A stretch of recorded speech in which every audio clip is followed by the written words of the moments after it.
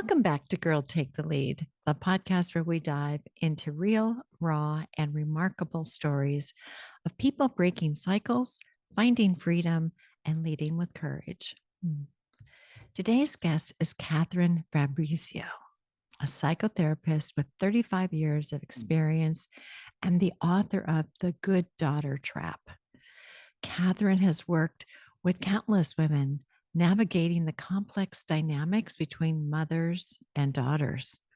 And she brings both clinical insight and heartfelt stories from her own life to this episode. In this conversation, we explore what it really means to be a good daughter, how the patterns we inherit from our mothers can shape our choices and sense of self, and how understanding those dynamics can open the door to personal freedom and authentic living. In today's episode, we dive into why the good daughter role can feel protective and paralyzing, how to recognize different maternal patterns from narcissistic to covert, what happens when we carry internalized guilt and approval seeking into adulthood. God. Practical ways to reclaim boundaries, autonomy, and self compassion. So, you guys, when I was reading this book, I was just blown away. I had to keep putting it down because it was hitting home. So, my God, so close to my heart.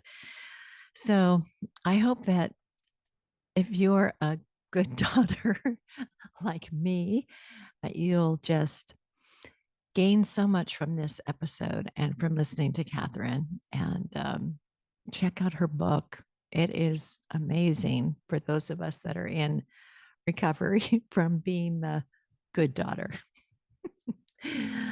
Let's jump in. Here you go. Oh, Katherine, welcome to Girl Take the Lead. I cannot wait for this conversation. So excited to be here. Thank you for joining us and for writing your book. So, would you introduce yourself to our audience and tell them about your book? Okay. My name is Katherine Fabrizio. I'm a psychotherapist, now going on 35 years, which makes me sound really ancient. However, I have the benefit of hindsight. I was in practice, started off in practice with my psychologist mom, 100 million years ago. Um, I had just done my clinical training, had two beautiful daughters, was married to a nice man, and like I said, went into practice with my mom, and I was felled by a paralyzing depression that I did not understand. Mm. I thought mom and I were just two peas in a pod. We were so close. Um, but I got into psychotherapy. And I soon discovered that I really wasn't living my own life. I was doing what my mother thought was best. We were two peas in a pod. However, one pea was always in charge. I was kind of her sergeant in arms, always good, always dutiful, always obedient, and kind of her mini me, which worked some of the time. That's the tricky thing about being in the good daughter role. But to really save myself, I never forget the day I walked into an office that we shared, and I said, Mom, I've got to leave home. I'm leaving the practice. And oh, I could hear her heart break. Yeah, I knew it would break her heart, but staying would break me. So I survived. Um, so did she. And I'd love to say that was all that needed to happen and the rest was happily ever after. But I had to renegotiate boundaries, separateness, individuation, because back in that day, nobody talked about boundaries. It just wasn't even a thing. So, since that time, as the universe would have it, women in the good daughter role have gravitated toward my practice. And I would think, wow, we're speaking the same language. And I would see variations on this theme. So I know my story. I know what helped me, but I got to know so many variations of the same story. Many times people would come to me and say, well, I got in therapy. My therapist told me my mother was a narcissist, so I quit that therapist.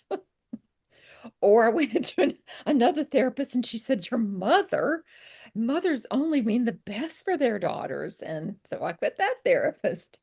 So thank goodness we have so much information available to us now that when people end up on my couch, they pretty much they've, been educated and kind of know what they're up against. Having said that, I can have clients that don't even mention their mother for a year in, and then they'll mention they read my book, and that's why they're there. I mean, it is still so culturally taboo to um, say that your mother is being hurtful in some way.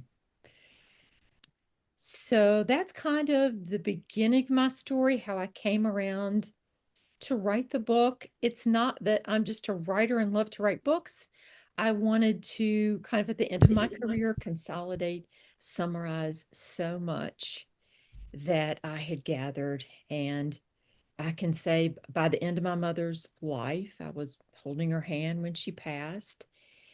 And I had this thought, why did I feel so guilty for so long? Yeah. It just felt so worthless.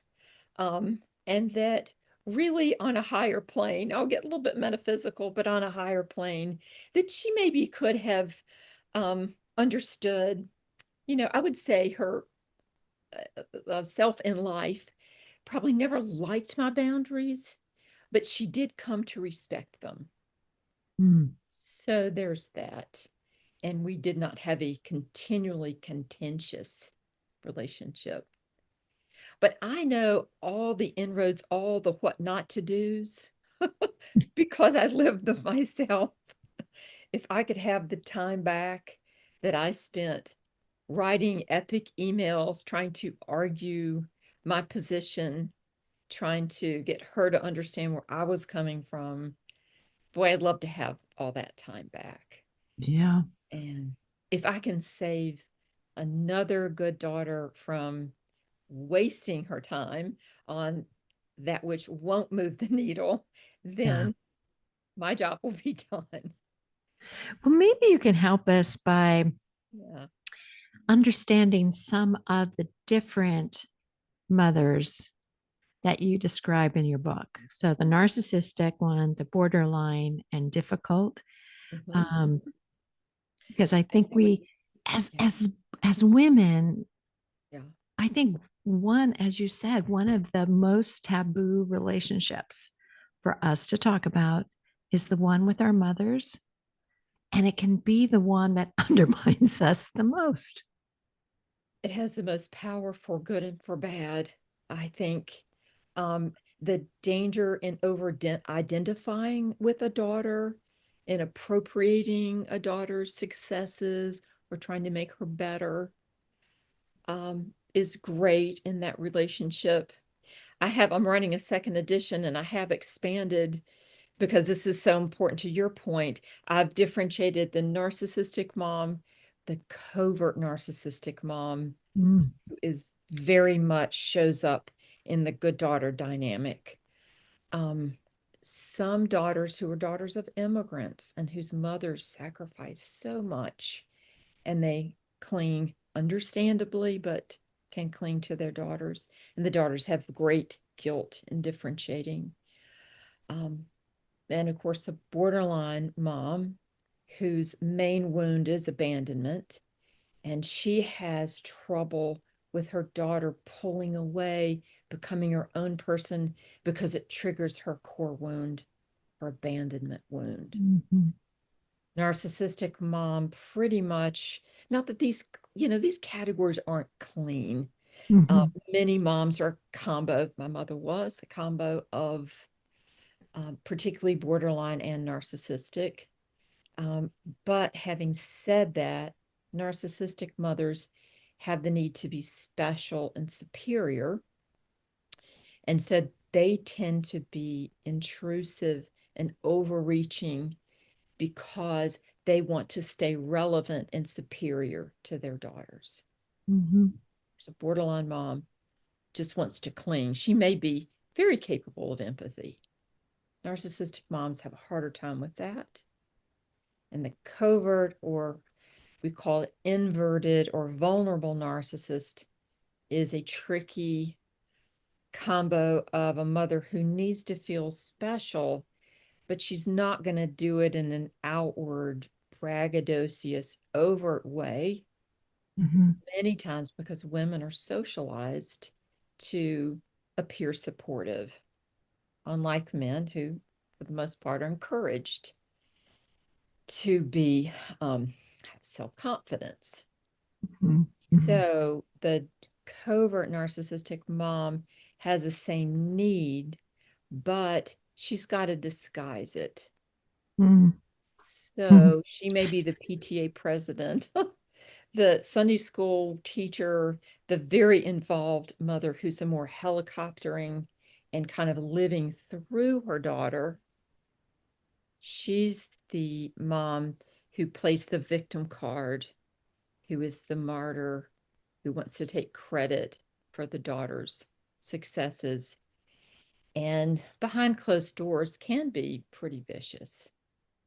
But the outward community doesn't see that. Am I touching on something?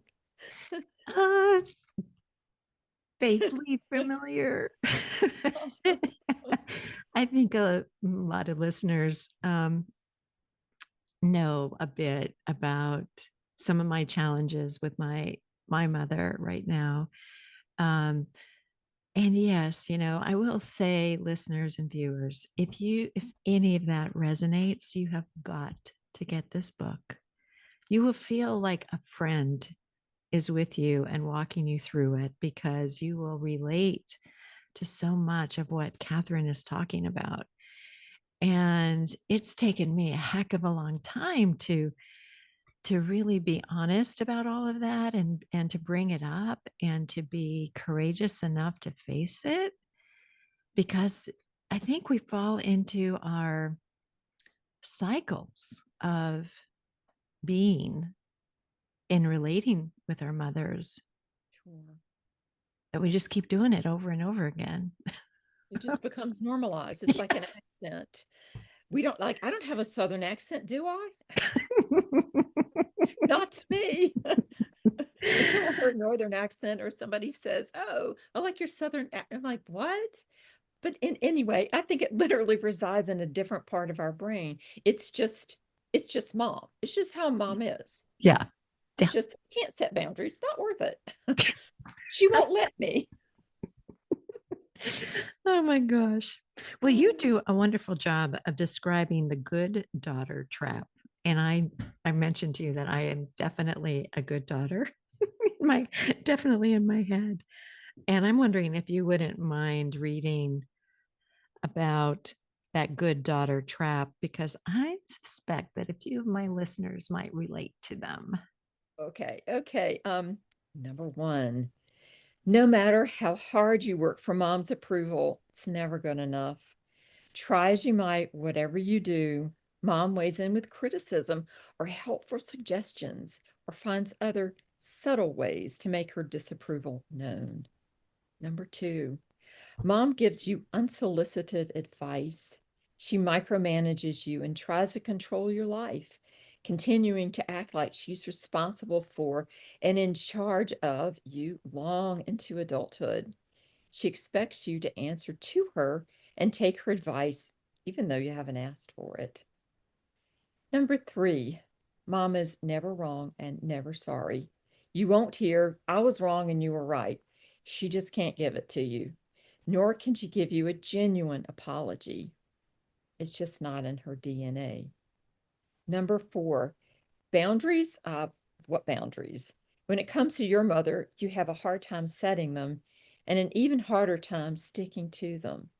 Setting a boundary feels like you're breaking a rule you never knew existed. Mm.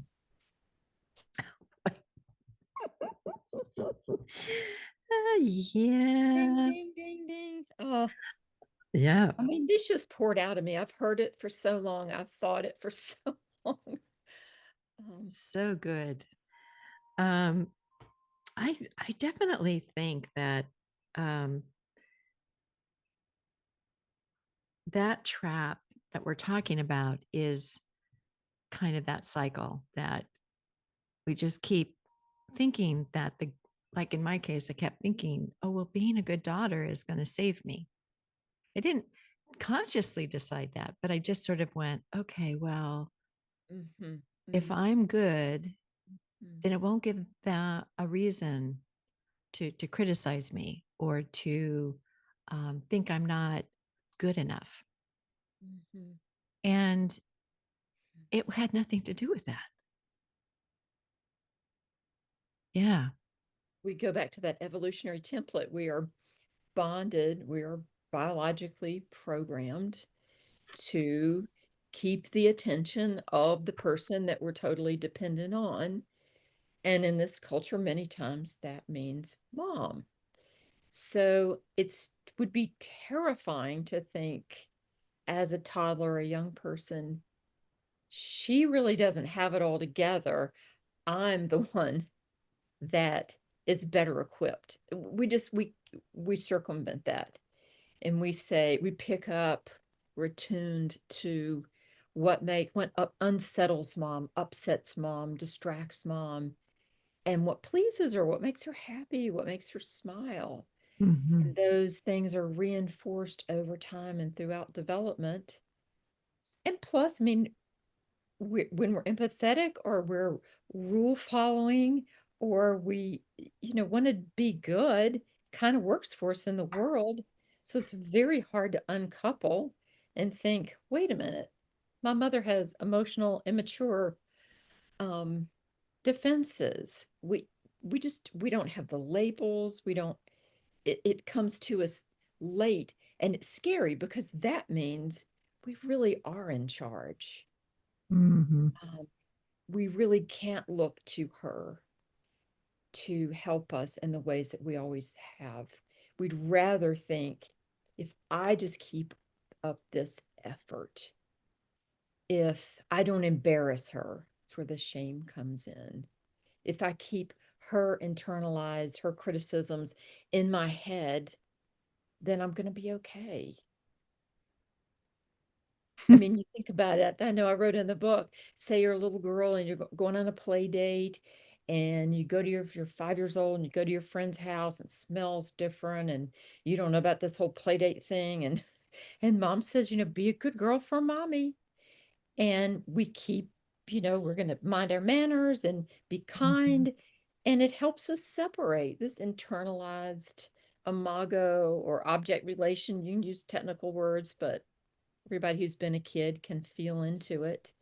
That helps us feel like, mom's with us Mhm. and we need this. Mhm. But when mom's a worrier or criticizing us or fearful for us, and we still have this template that we carry around that actually undermines us, the Yeah. scale tips.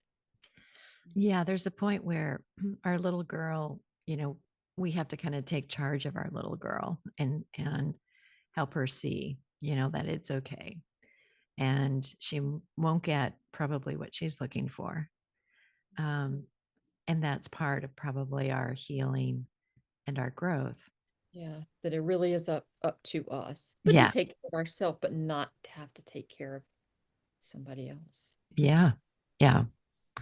Well, how about our next reading? I love the one that you had about the difficult mother. Mm, okay. Now let's turn to the difficult mother. As anyone who has experienced motherhood can attest, nothing poses a more significant challenge to a woman's mental health than the demands of motherhood. Any sleep deprived woman who has soothed the colically screaming baby for hours on end or kept her cool as her teenager challenged her every limit knows what it's like to have the last bastion of sanity tested.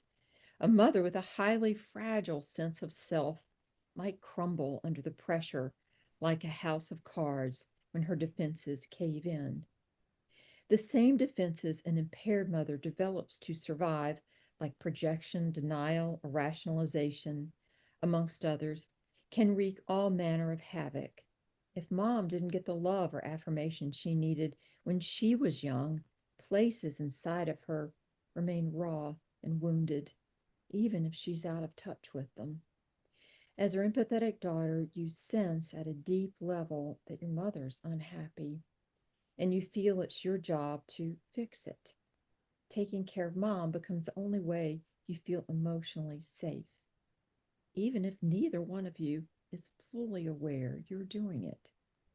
And coming full circle, that's how you become the good daughter. Mm, God. I hope that some of my listeners are laughing right now and with me and going, oh my God, that's so good. And it definitely explains so much of that attachment. It's And very natural, isn't it? yeah, It's a cycle. It's an overused word. However, it's also useful. Um, she didn't just wake up one day and decide to be difficult. right, right. Well, you mentioned shame as an emotion, but are there other emotions that come up with us being good daughters? Oh, not guilt. I'm kidding. I'm kidding. With a I capital think G. that all the time. It's the number one emotion. Shame is a close second, but I think for the good daughter, I think the scapegoat probably feels shame and is oppositional to it. Mhm. And in families, I had a sister as a scapegoat. I, she was just like, I'm not listening to mom. She just pushed away from a pretty early age and went her own way. Mhm. But I think the scapegoat also um, wonders if she's really lovable. Whereas a good daughter feels lovable, maybe some, even a lot of the time, and then later on becomes like, wait a minute, I'm just being naive. I'm only lovable when I'm pleasing and when I'm quiet and when I'm making mom feel okay. Okay, so guilt is what comes up for good daughters. And I would say is a number one emotion that keeps good daughters stuck from, say, setting the boundaries that they know they should set. Because when they go to set a boundary, even a small one, it's symbolic of much more than just that one thing. So if you're thinking, oh, I'd rather spend every other Thanksgiving at my in-laws, for instance, um, wrote about this in the book. You pick up the phone and you say, Mom, we were thinking, we want to stay around here and spend at least one Thanksgiving with our in-laws. Is that okay with you? And then the deafening silence comes in. You can picture mom's head spinning around 3 times if you've ever seen The Exorcist. And like you're going, oh no, I'm in trouble. That feeling is so, I'm in trouble. And mom says, well, you've always come here for Thanksgiving. I don't know what's gotten into you. What did I do? And before you know it, you're like, I don't know what I was thinking. Of course we'll be there. Just forget we ever had this conversation. Yeah. So when you go to set a boundary, it is symbolizing maybe generations of this dynamic that mom has certain privileges that you don't cross mom on, and every family has their own thing. Maybe it's holidays, maybe it's going to church on Sunday. It could be a number of things. Um, but the guilt, because you've broken an unconscious contract that mom knows best, you're responsible for her feelings. You're not going to call her out on her double speak or her subtext. Mhm. You and mom, are the same. It's like I describe it as your emotionally conjoined twins. Yeah. So when the boundary is surgery. You know how horrifying it is to think about these conjoined twins going into surgery and they're going to cut them apart. Ugh. But when you're the good daughter and you start to even entertain the thought of a boundary, it's like it's a surgical cut between you because it's initiating individuation, differentiation, separateness. You're not under mom's thumb anymore. You're not her emotional support animal. So, one little boundary can bring on loads of guilt because you were saying, hey, the way that we've done things, I'm willing to upset the apple cart. And that's why I say it's so important you prepare for that moment, that you don't lead with a boundary. You excavate and you do all this work. And then when you go in, you know, to the war room or whatever, and you say what would sound very subtle to people on the outside, you're prepared for the pushback because there will be pushback if you're onto something. If she says, oh, that's fine, then maybe it was all in your head, you know, but see if it's sustained. So I like to say when people set a small boundary, the pushback they get, if they reframe that as data, to the degree you weren't allowed and aren't allowed to be your own person, mom's going to give you a ton of pushback. You might even hear about your grandmother. Well, I would have never done that to your grandmother. Um, Uh, so instead of, you will feel the guilt, but the reframe helps a little bit. It may tell you the degree to which the relationship was dysfunctional to begin with. well, you have a wonderful passage about, I think, some of the mixed messages that, I think you were just describing to some extent.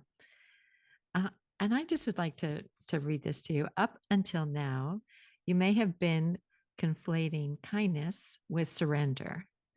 Think submission was the nice thing to do. What I'd like to point out before we move on is simply this: the opposite of a good daughter isn't a bad daughter. That was so good because I know that when I get those pushbacks, or I feel like the world is telling me that I'm a bad daughter. Mm-hmm. Because of the shame response, a guilt response. And, the good daughter would show up no matter what or do whatever was required. And if I'm pushing back and moving, then I must be the bad daughter. Hmm. It's there's a term nowadays, it's not in the book, but self-erasure. So Mm, when there's just room for one person, when you're enmeshed, that when you dare to have needs, you feel like you're squashing your mom's needs, that mm, you're bad, you're telling her her needs aren't relevant. What you're saying is you're not the one at this moment in time who's going to meet those particular needs, that you have needs and she has needs, that you both have needs. right. Maybe there'll be some compromise, but there doesn't have to be. The old paradigm is a zero sum game that only one person gets their needs met at the expense of the other. As two adult differentiated women, you get your needs from all kinds of sources. Yeah. Yeah. Yeah. And that was part of my, I think, recovery or insight there in healing, which was, even if I'm not there, Mm-hmm. Mm-hmm. it's not, there's others who pick up the load or take on the role of being her friend or being her close confidant. My ego didn't need to be the one to rush in and fix it. Right. I can't tell you how many daughters have said they set a boundary, their mothers are very upset, only to check on Facebook and see mom the very next day or that afternoon smiling, going to Going on work with out their life. with her friends or somebody else. And they're like, I thought I had destroyed this woman. Exactly. That the bad daughter in you had shown up, and here it was. Like egocentric Yeah. brain, because that's the only way we could think as a child. And those things don't go away. The egocentricity of childhood. It's Mhm. up to us. Yeah. Yeah. Yeah. I know it's so much stays with us. She had a life before we were born. And, Yes. and maybe it's not a life that we would think was good or fulfilling, but it's a life her defenses have allowed her to have. Mhm. Um, and if there are consequences, if she is lonely, well, maybe she needs to get into therapy, take a look at herself, try a little bit more with friends, be a little bit easier to get along with.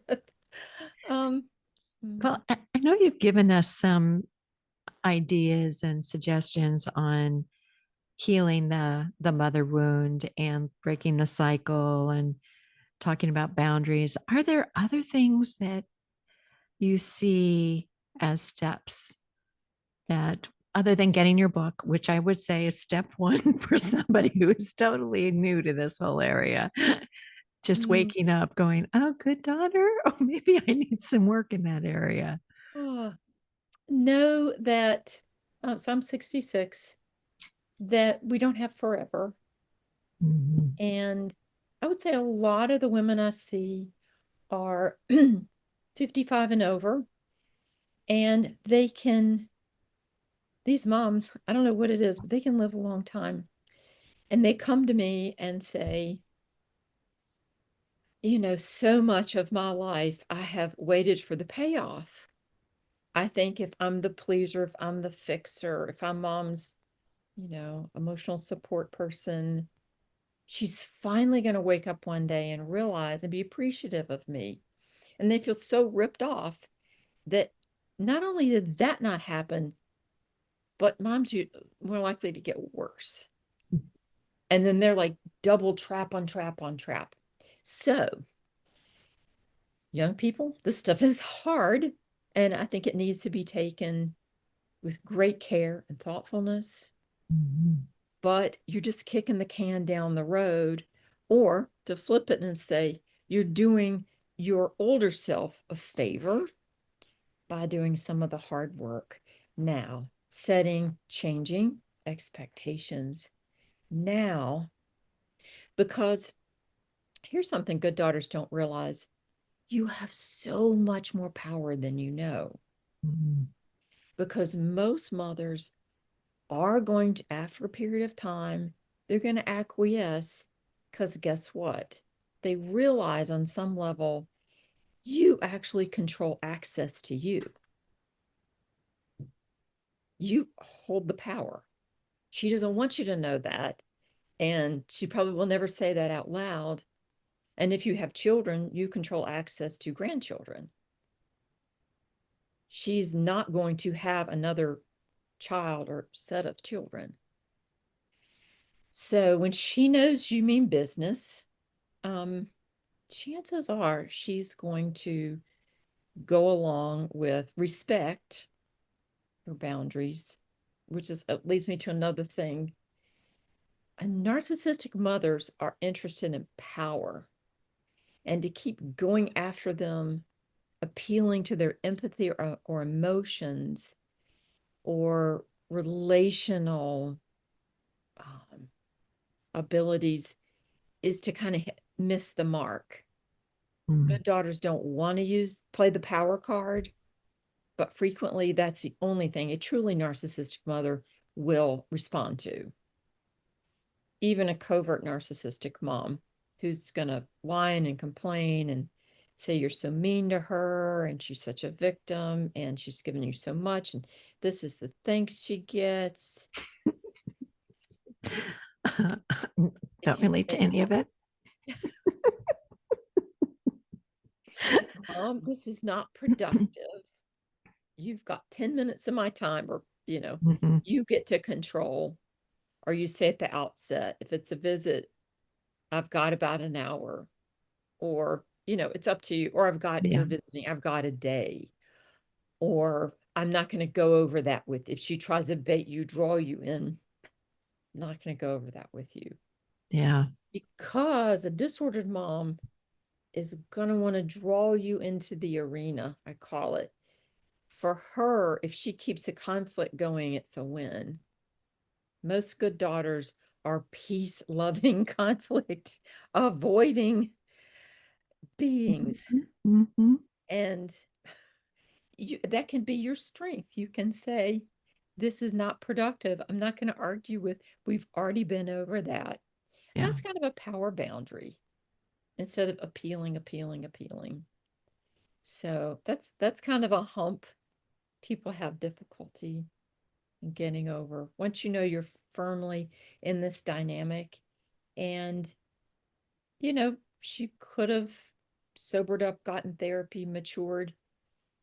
Try not to know more than you can know. That's Bring the great. focus back to you. Take care of yourself.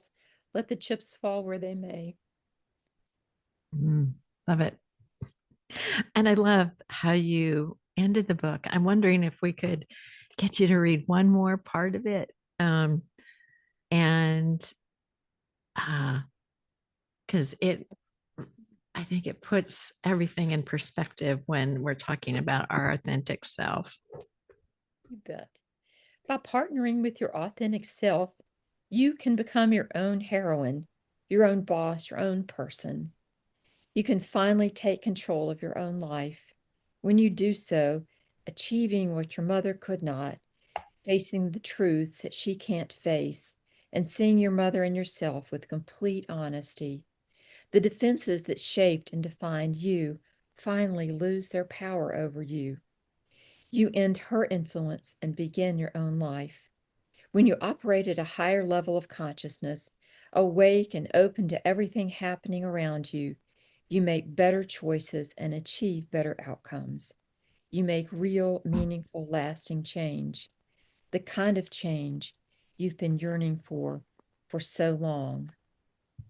As I write these final words, I've raised two daughters into adulthood and reflect on how, in the final stages of her life, dementia took my mother's mind. It took her mind by the process of subtraction. The defenses she developed to survive, the same defenses that hurt me, melted away. What emerged in their place was a naked, uncomplicated love that warmed and surprised me. Where was this mother when I needed her? Could it have gone another way? Could we have had more time in genuine connection instead of the destructive dance that hurt me so deeply? I'll never know. What I do know is this: you don't have forever. None of us does. Living for everyone else, even your mother, is no way to live. As daughters, we can break the cycle. We can expect more. We can rise to the challenge and live into new consciousness. So, wherever you are, begin. There you will find your life waiting for you. Mm, so beautiful. Thank you. Thank you Thank, so much. and thank you for writing such an awesome book. And I can't wait for the second edition because I think I'll make sure you tell me when it's published because I want to go get it. It has a little section on the elderly mother. Just kind Definitely of need based that. on the feedback that I've gotten from this book. Why didn't you put this in? Why didn't you put this in? That's So, good. So, Katherine, how can our listeners follow you, find you, um, seek you out for their help? well, the thing to remember is the phrase the good daughter syndrome. If you put the good daughter syndrome quiz into Google, it will take you to my quiz so you can see whether or not you have it. My name's Katherine Fabrizio, but I think if most people are like me, I'm just going to remember one phrase if it applies to me. So that's probably all you have to remember. It's the name of the book, it's the name of my website. And Yeah, if you're resonating with it and kind of like, well, that sounds kind of like me, go take the quiz. It's going to take you, I don't know, 5 minutes. And terrific. yeah, Okay, so what would you tell your 20 something self today, Katherine? That's a good question. I would say go with your instincts. This period that life goes faster than you ever think it's going to. Your mom will be able to take it. Um, don't operate out of guilt or soft pedal things.